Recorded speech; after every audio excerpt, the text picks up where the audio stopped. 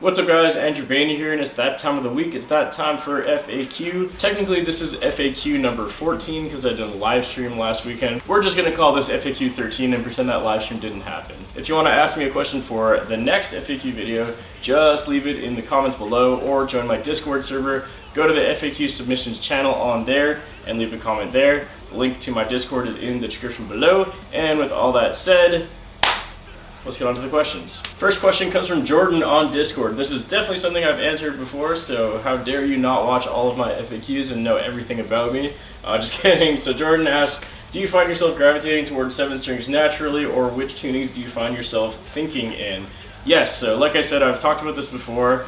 By default, I do grab a 7 string like 90% of the time, I would say. I don't know, I always start in drop A, I think almost all the time, unless I'm doing like a specific guitar video. If I just want to write an original song, I'll probably start in drop A on a 7-string guitar, and then after I come up with a riff or a song, I'll then decide like, okay, do I actually want this to be in drop A, or do I want it to be lower or higher on a different guitar?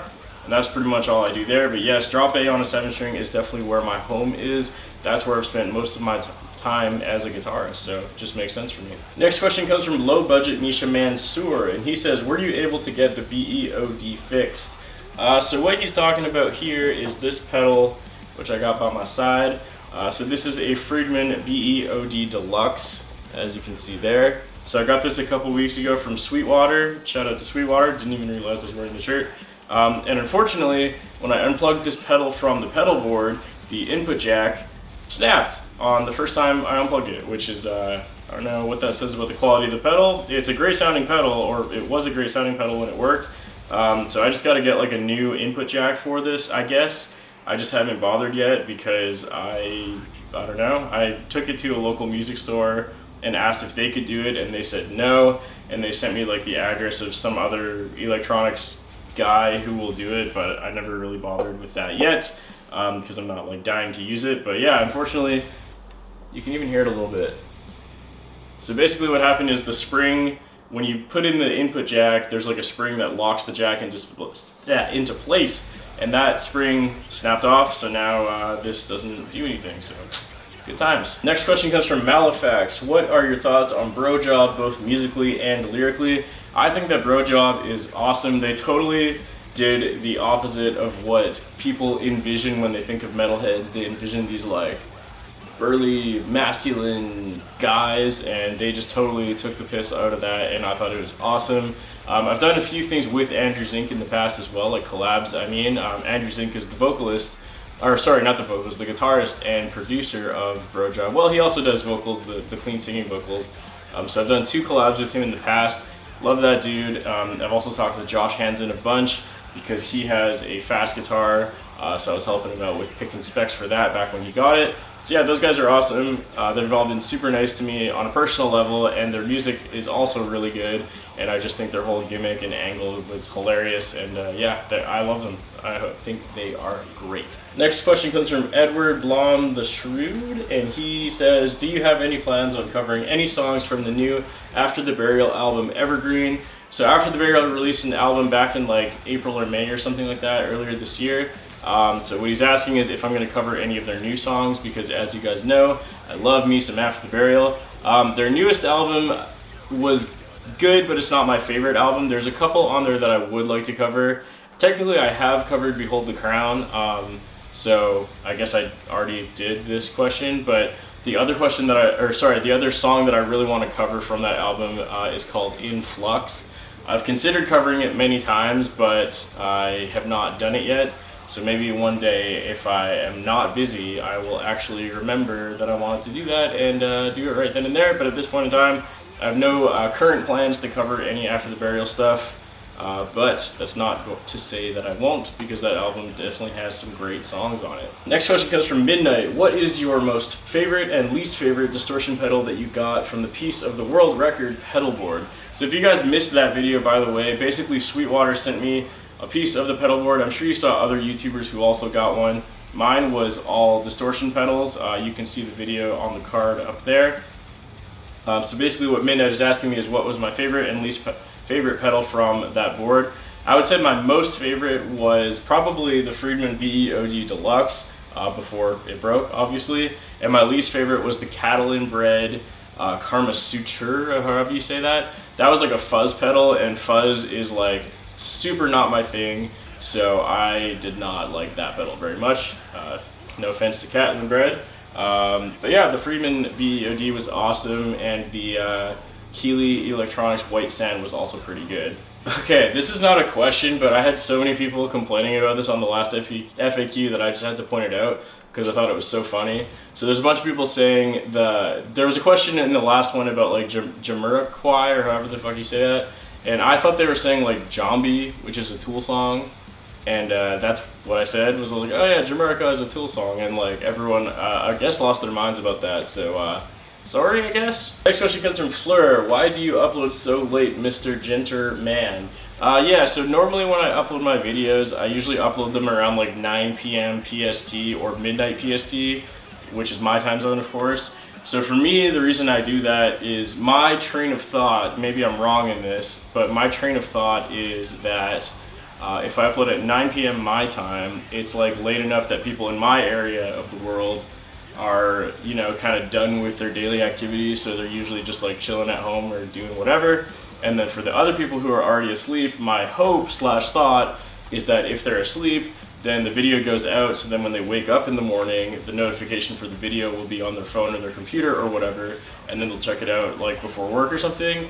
That's kind of my thought process and why I do it that way. I have no idea if it's actually working or if it's actually a good idea, but that's what I'm doing. Next question comes from Quansto622. Do you fear the day that you slam one of your guitars into your monitor? Yeah, I can't remember if you asked me this last time and maybe I ignored it by accident, but yeah. So the question is, when I'm playing guitar, let's scrub this one. I guess in the videos it looks like my guitar is super close to the monitor, like the screen, which it actually isn't. Like this is like the monitor and this is the guitar. So there's actually quite a big amount of space. Like there's no way I'm gonna hit that. Like I would have to put the guitar like way over here, which makes no sense, and I never would do that.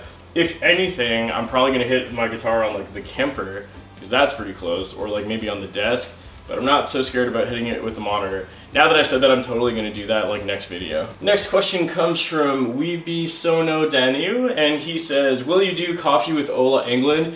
That is totally up to Ola Englund. His channel is way bigger than mine and he is much more famous than me. Obviously, I would love to do that. I've met the guy before and he's awesome, and hopefully I'll get to meet him again at this year's NAMM 2020, or I guess next year technically. Yeah, I mean, that's obviously totally up to him. I can't imagine him wanting to do that with me since he's done them with like Animals as Leaders and Periphery and Evanescence and like way bigger artist than me. So I mean, if he wants to, by all means, Ola, hit me up. I will definitely do it, but I can definitely understand if you don't want to. Next question comes from Andrew Not Baena, and he says, I feel like I have to make this a tradition. When am I getting promoted? Okay, next question. Next question comes from AFSD. There was also a couple other people that said this, and they were asking how come this video was removed and re-uploaded. So the last FAQ I did, I accidentally uploaded it on like Friday night or something like that, which is also, well, I guess today's Wednesday. So the reason that happened is because I tried to upload my FAQs on like Sunday, Monday, not earlier than that. And I guess when I was uploading that video, I forgot to put it to unlisted, which means it's uploaded but not public. So I just deleted it because I didn't want it to be up yet, and then I re-uploaded it on like Sunday or whatever day that came out. So that's it. Nothing fancy. No, no big conspiracy. No cool reason. I just accidentally pressed the wrong button, basically. Next question comes from Zen, and he says, "Would you do What If Rob Scallon Tuned Down?" Yes, I will do What If Rob Scallon Tuned Down. I've been working on this for actually a really long time with a special someone. And I just finished recording it today, so hopefully that will be up like maybe next week or something like that. It kind of depends since it's a collab. But yes, it's something I've been working on for a long time. It's my fault for taking so long. I've been dragging my feet, not the other guy. So yeah, keep a lookout for What If Rob Scallon Tuned Down on the 10-string guitar very soon. Next question comes from Larry Glue. He says, I asked this on Discord, but have you heard of the band Vane, their album Arizona Stomps? Yes, I have heard of Vane, and Arizona does indeed stomp, if that's what the kids are saying nowadays. Yeah, Vane is awesome. That album is great. They're like a super chaotic band. I think they're actually coming to Vancouver sometime soon. I should probably go and check them out when they're here, although I'll have to figure out when that is. But yeah, Vane is awesome. That style of music is super cool. And yeah, that's really all I got to say about them. They're great. Next question comes from Baena, something like that. Thoughts on New Wage War album? I just listened to most of it today, and I thought it was like good. It's definitely not my favorite release of theirs. You know, I liked their older stuff quite a bit. The album actually the middle album, the one that came out before this, was probably my favorite of theirs. I can't remember what it was called at this point in time. I think it was Gravity or something like that. Yeah, this one's good. It's I don't know, something about it isn't quite catching my attention like the last one did, but there's definitely a few songs on there that are still awesome. I did see a lot of people like complaining about the album, that it was like too poppy, but when I was listening through, there was definitely a ton of screaming vocals in there still, so I don't really get why people are complaining. Like, it's always funny when a band does this. When they release a new album, like, people complain that it's not the same, and then if they release the same sounding album, people complain that it's too similar. Like, goddamn, just shut up and enjoy the music, and if you don't like it, just like listen to a different band. There's like 900 million other bands in the world. Just like find something else, you'll be okay, I promise. Next question comes from Modern Mitch Luker. One does not simply consider Himiko Toga their favorite waifu. Okay, moving on. Alright, and that was the last question. Wasn't really a question, but it's in there anyways. So yeah, like I said, if you guys want to ask me questions, drop them in the comments below or on my Discord server, once again linked in the description below. Thank you guys for watching. These are always fun and easy to do, so I appreciate those of you that watch it. That's pretty much all I gotta say. I don't know how to end the video ever, so I'm just gonna kind of mumble my way out of here. Just gonna mumble my way out of here.